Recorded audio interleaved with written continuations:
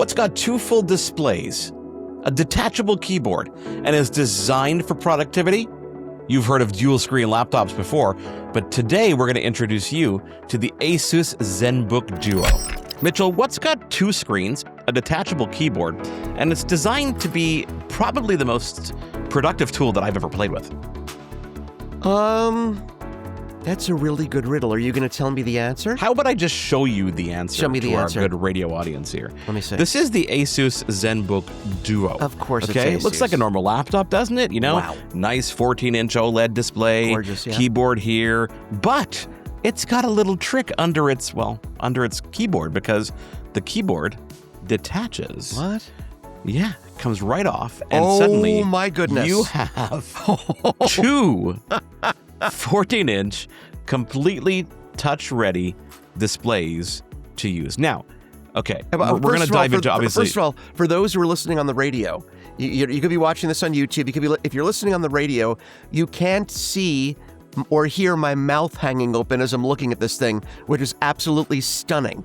As Mark said, the keyboard, the bottom part just lifts off, hiding a gorgeous screen. And it's Bluetooth. It's still connected to the device. So you can still use the keyboard and use the full trackpad for full productivity. Yeah, it's thin as can be. And it's super thin. And the laptop itself, I mean, it's two 14-inch OLED displays.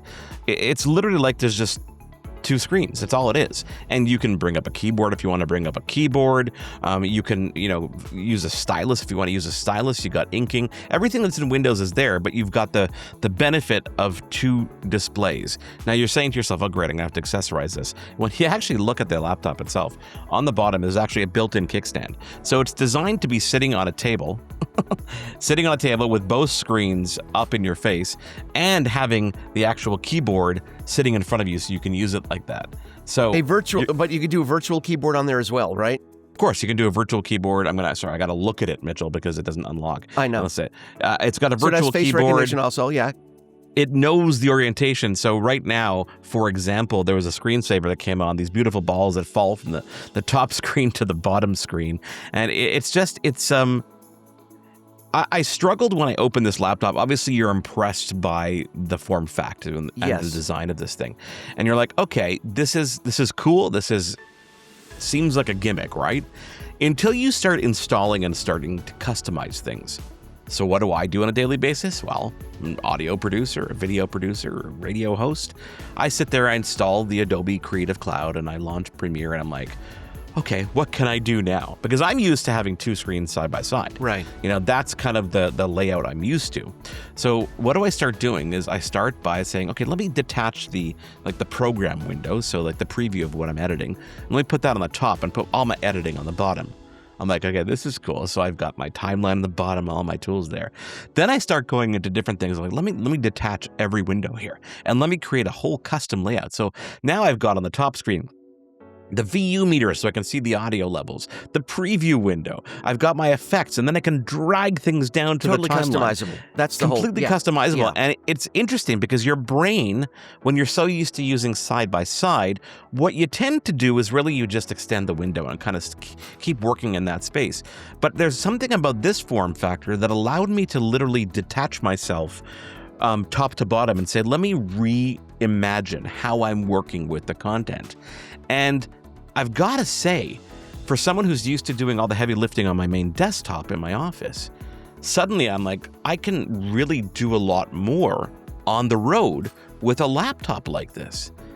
And not only did it get me thinking about the possibilities of the things I can do, but it got me thinking maybe it's time to start going back to Windows, because there's no way in hell that my MacBook Pro is going to ever be able to do this. Sure, I can install an external monitor, but it's not the same. It's not like, hey, pull it out and everything's there in one package waiting for you.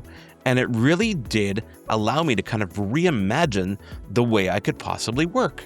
Yeah, and reimagine is a great word because you mentioned something when you were talking about this. A lot of us, we're not used to having this kind of freedom. We're used to having certain constraints when we work within a laptop. You're not thinking about, like you said, if you think about two screens, you're thinking about two screens next to each other usually. You're not thinking about working in that orientation.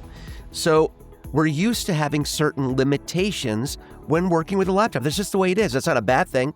It's just the way that we're used to working. It's a workflow that works. Hands on the bottom, screen on the top. This is what you do. Let's work within those parameters. And a lot of great things have been done within those parameters. But when you take a product like this, and suddenly, like you said, you have to reteach yourself the possibilities of what you can do. You have to experiment. You have to try new things. And that's where I love the products like this exist. To some people, like, oh, it's a gimmick. Well, how exactly is it a gimmick? Well, because it's giving you something that you're not used to having?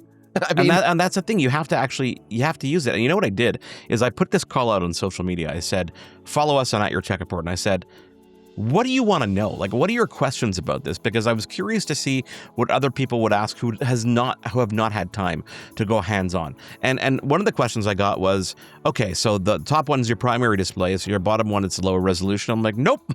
They're two 14-inch full OLED touchscreens. They're the same resolution, the same quality, top and bottom. So it's not like you're compromising anything. And it reminded me of like the Nintendo, DS that had the little screen at the bottom where it was a touch screen at the bottom, you got a bigger screen at the top. 3DS, Yeah, this is actually identical. So you're not working like around a second screen. You can equally use it the same way. Sure, you can multitask and by the way, because of the form factor and because it's a laptop, you can even use rotation features, for example. You can unlock it, and of course I've got the Windows Hello here trying to unlock it. You could turn it sideways and you can use things side by side as well. So you don't have to use it on top. You can literally, the orientation shifts when you're using it like a book. And by the way, it merges into one giant screen when you open it up. It's almost like, foldable phone that merges into one giant screen when you open it up. And of course, you've got traditional laptop mode, but then you've got this full dual screen display where you can drag things side by side. You can have a script on the left while you're working on social media on the right. The rotation is super instant, so you literally flip it over and it just automatically switches. And if you have windows open, it'll reposition those. So fast. Of course, there's a hinge like you would expect on a laptop, but you've got just a line down the middle, but it's so thin, that line, that it reminds me of like that Surface Duo that came out, with that. Yes. The two-screen display. And I kind of thought when we were talking about dual screens that forget about trying to worry about a crease or anything like that. Let's just divide them. Why not divide them and use them? Yeah, there's nothing wrong with it. Yeah. So, I mean, when I think, the next question I got from people was, okay, well, what are the real-world use cases, okay? So, multitasking. Obviously, you can have email on one screen, a browser on the other screen. You can have a doc or reference information, AI, if you're using AI on one screen while you're crafting something on the other screen. We talked about the content creation with your timeline is maybe below, with your preview above, so you have all this extra real estate. Right. Notes on one screen while you're recording on the other screen. So let's say you're recording a podcast or recording a video. You can be looking at that primary display while your notes are right there on the bottom. Let me jump in for a second. Of course. Is that okay? Yeah. Because I think it's easy. It would be easy if we just said, look, this is an amazing product. If we were to just say, look, if you are a creator of any kind, whether you're creating video content, whether you're creating music, if you're working on still photos, any of these things where you want to have your editorial tools, your editing tools up top or on one side, and then having everything else that you're working on somewhere else, it will be the perfect storm. Perfect thing. But we're living in a time now where so many people are working from home, where so many people are multitasking as part of their normal workflow, not even creators, people that are working in offices, that are working with numbers, that are working with traditional software, proprietary software for their businesses, where we are now having access to multiple things at the same time. You want to have your browser open. You want to have your email open. You want to have a video conferencing software open while you're still doing your work. Multitasking is as important today as it ever was. So you don't have to be a creator to take advantage of those things. Anyone, whether you're working in an office, working from home, that needs to have their software open all the time, yet still have access to all the things I talked about, your email, your video conferencing, your browser, which we're always working back and forth with. This device is the perfect storm for all those things. You don't have to be what I'm trying to say is, it would be easy to say this is a creator's computer, but you absolutely do not have to be a creator to appreciate all the opportunities a device like this gives you. I think like any new form factor, you have to really get your hands on to kind of realize how it might fit into your life. Yeah. Now, a couple of the other questions I got were about the specs. They're saying, well, there's got to be a compromise somewhere. And really, to be honest, Mitchell, I did take it on the road. I took it on a trip to Toronto, my most recent trip to Toronto. You've got the latest Intel Core Ultra processor. You've got Intel Arc graphics, up to 50 TOPS of NPU support, 45-watt power with dual fans, so it actually keeps pretty cool even when you're rendering, because I did some rendering as well, some 4K video. Up to 32 gigs of memory if you want to support it that way, a 2 terabyte SSD, every port you can think of. So you've got Thunderbolt 4 ports, 2 of them, an audio jack, HDMI output, USB 3.2 ports. Obviously the Type A is still there. There's actually Type A on here, which I know seems ridiculous, but at the same time, it's handy because there's still a lot of things out there that don't need Thunderbolt. Yeah. Weight-wise, it's 5% smaller than the previous generation at 1.65 kilograms. I'm not going to do the conversion off the top of my head. There's a new hinge design. The hinge is actually 4 pounds. I don't know. I'm just doing it off the top of my head. Go ahead. You figured that out. The hinge design is quite nice. It actually reminds me of like the Samsung, the Samsung folding phones and some of those other folding phones in terms of the look of the hinge, but it looks really nice. Dolby Vision Atmos, 6 speakers, 2 front firing tweeters, 4 woofers, so the sound is pretty good. You've got Bluetooth, of course, on board, and as I said, it supports writing as well with the ASUS Pen. So it has everything. Yeah, and outdoors, like 1,000 nits of brightness, of peak brightness with the OLED display. Yeah, and it's not. It's a laptop form factor, so you've got that comfort there. Honestly, Mitchell, like it's probably a little bit lighter than my MacBook Pro. I don't have the MacBook. Yeah, it's about the same thing. It's literally about the same form factor. Here, let's do this, okay? So MacBook Pro 14-inch on one hand, okay? And the ASUS ZenBook in the other hand. They're literally the ASUS is actually a little bit smaller than the MacBook Pro in terms of the actual, footprint. But the width is about the same and the weight, honestly, on par, if not a little bit lighter. Right. Than the MacBook Pro. And look what you're getting for that kind of package. So that's incredible, yeah. People ask me, so who's it for? You talked about creators, multitaskers, coding. I think anybody who's working across multiple apps, if you're regularly in different apps and using them side by side, then this is someone who uses dual monitors. This is definitely something that you're going to want to take a look at. When you're shopping for that next laptop, I would highly recommend you spend some time with it, whether that's buying it and using it for a little bit to see if it's really up your alley, going into a store and playing with it and trying to really spend 15, 20 minutes doing something you would normally do, but do it on the ZenBook Duo and see if it fits for you.